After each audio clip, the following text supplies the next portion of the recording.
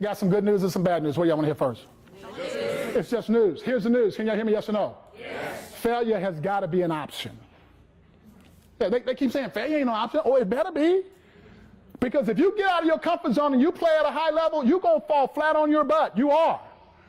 But the falling on your butt is a gift of authentication, because you get to authenticate your commitment to growing personally when you get up, dust yourself off, get back in it, and go for it again.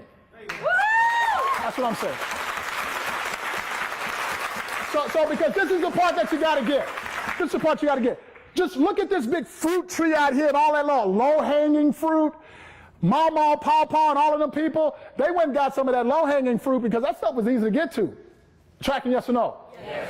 I'm going to tell you something. The game changer is way up there on that little skinny branch going for that real sweet fruit, and that's just a few handful of people that's doing that.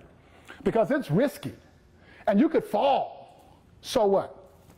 I mean, fall down, get up, go for it again, but you got to surround yourself with the kind of people in this room that will support you to play at that level, because if you don't, it's easy to go back for the low-hanging fruit. That's easy stuff. Tracking, yes or no? Yes. Yeah, so it just takes courage.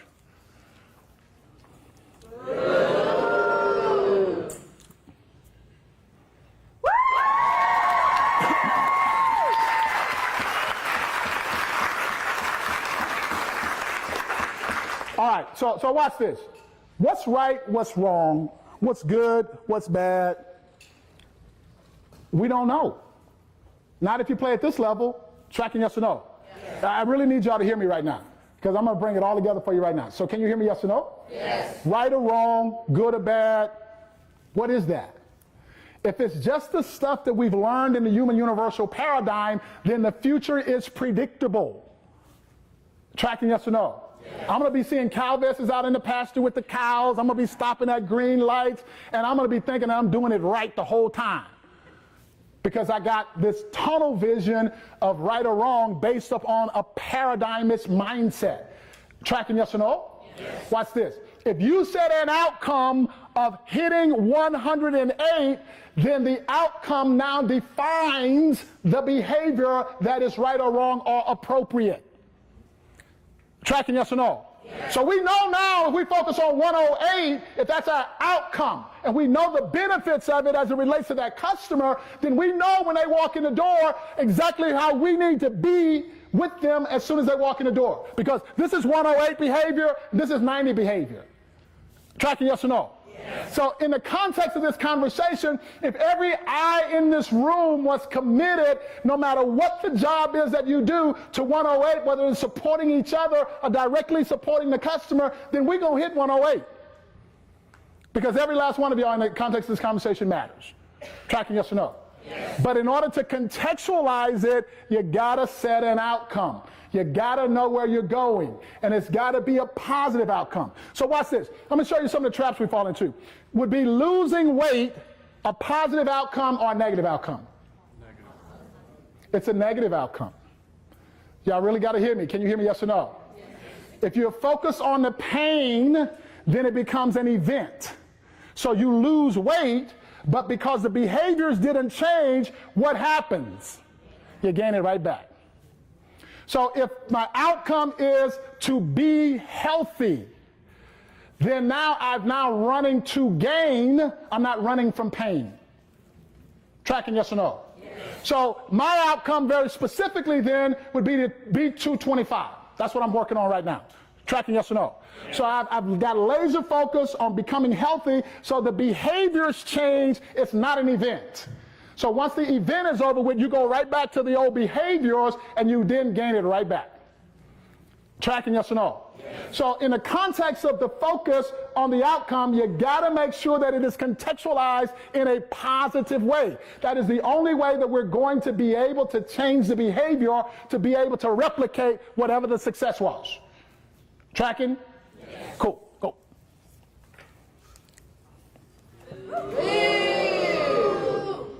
Wait a minute. Now that was a boo. Yeah, so can y'all hear me? Yes or no? Some of y'all got caught in the zone of neutrality that time. Is that good or is that bad? It's the worst excuse on the planet.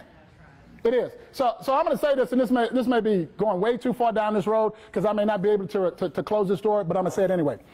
Anytime there is something that has an ing at the end of it in the context of personal growth, it's an excuse. I think their heads just started spinning on that one, Bart. Yeah, so trying is an excuse. You either did it or you didn't. Tracking, yes or no? Yes. I don't have enough time for this, but y'all gonna do the game changer class, so y'all get this one. But I want y'all to remember that I said this. Anything that has an ing on the end of it in the context of personal growth, it's an excuse. So how well did you take care of that customer? Well, I'm trying to take care of them. Y'all tracking, yes or no? Yes. Okay, so if I ask all y'all to try to stand up, you're either gonna stand up or you're gonna remain seated. Where's the try?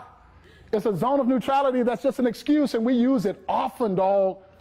I mean, we'll pull it out in a minute. Oh, I'm trying. Get off my back, I'm trying. Go.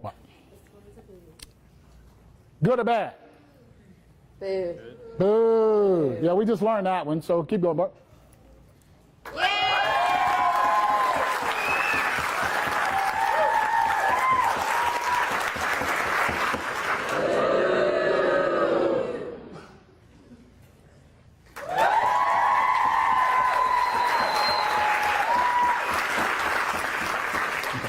So I want to say this out loud. Can y'all hear me, yes or no? Yes. You play differently when you know who's got your back. Yes. You do. So in whatever branch you're from or wherever you are on this team, from support or whatever, you got to know who's got your back. If we focus on 108, somebody better have your back. Tracking, yes or no? Yes. And having your back sometimes may mean walking over to you, like my boy Chad said, and confronting that behavior that you brought in here today as not being the appropriate behavior for 108. So you need to check that attitude, dog. That was a gift. It was. But a lot of times we don't get that it's a gift. I'm just going to do this real quickly since I already got your head spinning. Let me just go here. Watch this. When negative stuff happens, it's a gift. Tracking, yes or no? Yes. Watch this. Every time something goes bad, it gives you an opportunity to authenticate your commitment to whatever it is that you say you're going to do. So if you ain't got no negative people around you, you may want to go find a couple, but don't just stay around them too long. Because that's toxic. It is. But if negative never shows up, how do you know that you're positive? You don't even know. Tracking, yes or no? Yes. So it's just a process of authenticating what you say is real for you in the context of getting a chance to kind of build some muscle. So you play different when you know who's got your back. So how many of y'all get Mondays with Mike?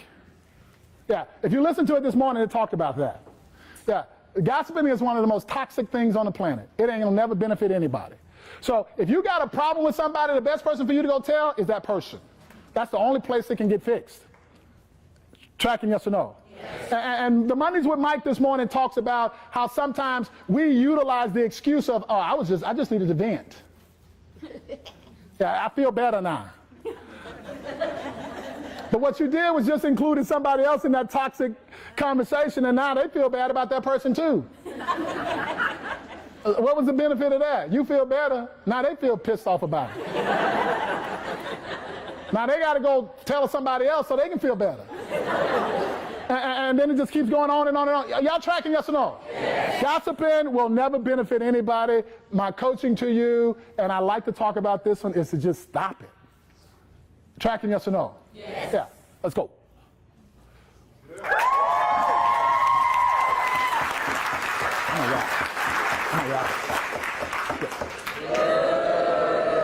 All right, so here's something that y'all know, but I'm going to say it out loud. Can y'all hear me, yes or no? Yes. The only way to affect the score on the scoreboard is by being in the game. So being in a customer service game gives you an opportunity to be a participant in getting to 108. But if you're on the sidelines in the context of this, don't thinking that you matter, then you are not going to benefit us in the context of getting there. Tracking, yes or no? Yes. So it's okay to get in the game. So these are some of the superhero powers that I would encourage you to start focusing on in the context of beginning to create a better version of yourself. It doesn't mean that there's something wrong with you or that you're broken or that you need to be fixed. It means that there is an opportunity for us to understand in every given moment that we all occupy the largest room in the house, and that's a room for improvement. Tracking, yes or no? Yes. So it is okay to just take some time on you and give yourself a high five every now and then rather than waiting on somebody else to affirm you and give you a high five. Tracking, yes or no? Yes. Because in the context of this, if you're not pleased with you, why do you think somebody else going to be pleased with you? If you're waiting on them to come around and give you a pat on the back, they may not never give you that pat on the back. And I'm going to say this real quickly. When y'all get those cards, we call that catching people doing things right. What's wrong with that? I mean, we're so easily catching people doing things wrong. We're always focused on what's going wrong, and we don't mind pointing that out. But it's okay to catch them doing things right also. Tracking, yes or no? Yes. Moving on. So in the context of this, what I'm going to say to you is that the synergy of all of you will always produce more than any one of you can by yourself. So finding ways to synergistically bring all of the energy and the knowledge in this room together to create something bigger than it's ever been before is what's available moving forward. But you've got to be willing to take that one superhero power above all of them, personal responsibility, and figure out what it is that you're committed to do to make this a bigger, better team and a much stronger team also. So I'm going to close this out, and I just want to do this real quickly. When I start thinking about superheroes, there's a lady that I know that was one of the most amazing superheroes that I'd ever met before. And her name was Jean Thompson. Jean was actually a fourth grade teacher. And at the beginning of the school year, when all the kids came into her classroom, what she said to all of them at the beginning of the school year is that I am going to love all of you the same. And she really meant that in the moment. However, there was a kid in her class, his name was Terry Stoddard. And Terry was this little kid, by the time he got to Jean's class, who was very unkept. I mean, he didn't pay attention in class, very distracted when he came to class. And Jean said that he turned in work that was very incomplete and wasn't neat at all. So she says she got to the point where she really started feeling good about putting those big red F's on his paper. But what Jean didn't know about Terry, if she had looked at his permanent record, was that back in the first grade, his teacher wrote a note in his permanent record, and it said, Terry's mom became ill this year. She's very sick, and he's been missing a lot of school. He's a really, really smart kid. If somebody would just listen to him and somebody would just help him out. His second grade teacher wrote in his permanent record, Terry's mom died this year. And he's been missing a lot of school. When he's here, he's not very attentive. And he turns his work in, it's incomplete, and it's very, just not good work.